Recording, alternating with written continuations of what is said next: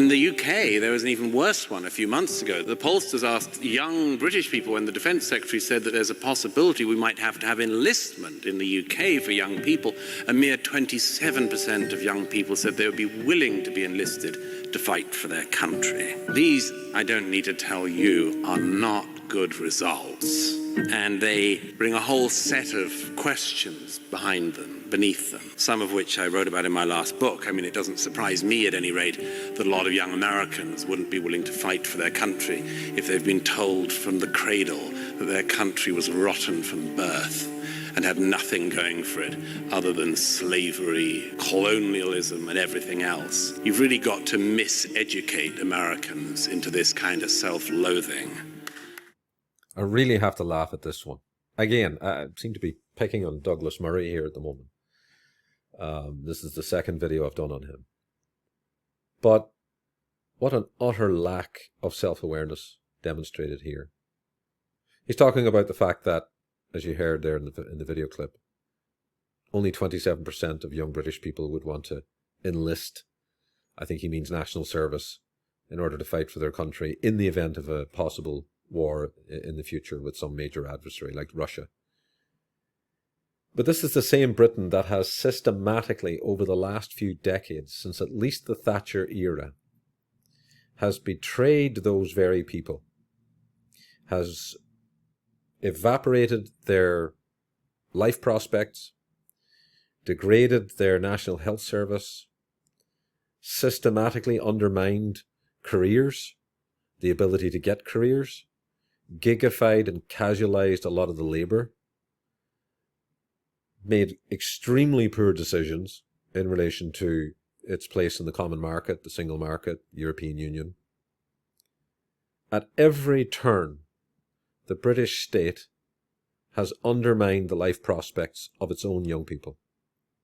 And he's surprised at their lack of willingness to enlist in a military, by the way, a military that has been sent into very poorly judged conflicts in the past, most notably Iraq, and to a lesser extent as well Afghanistan.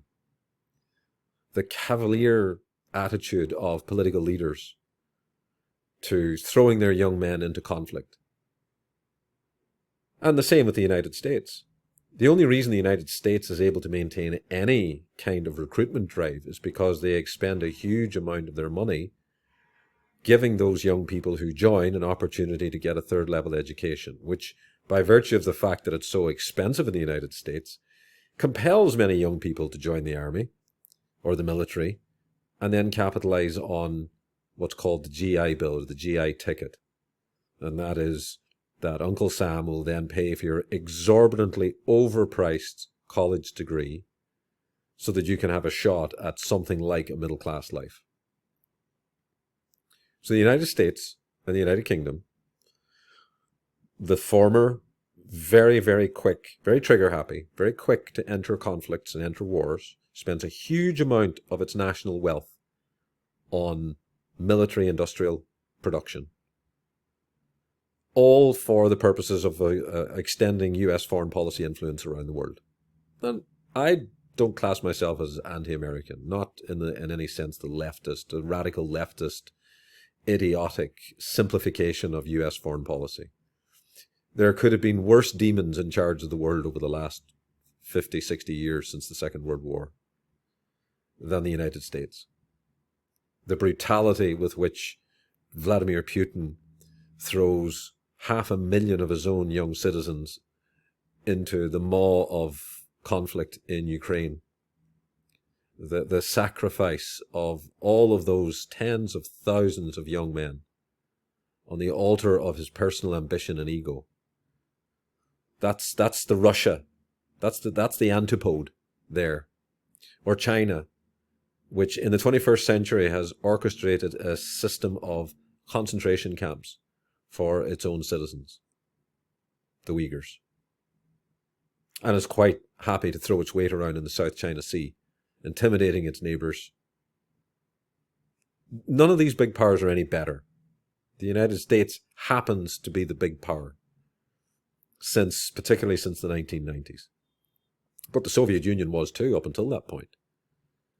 A rival power, a peer power. But in the United States and the United Kingdom, countries that have gone to war ill-advisedly, sunk blood and treasure into far-flung conflicts, and systematically at home undermined and degraded and eroded the life chances of its young citizens. And Douglas Murray is surprised and grumpy about the fact that young people are unwilling to enter into public service.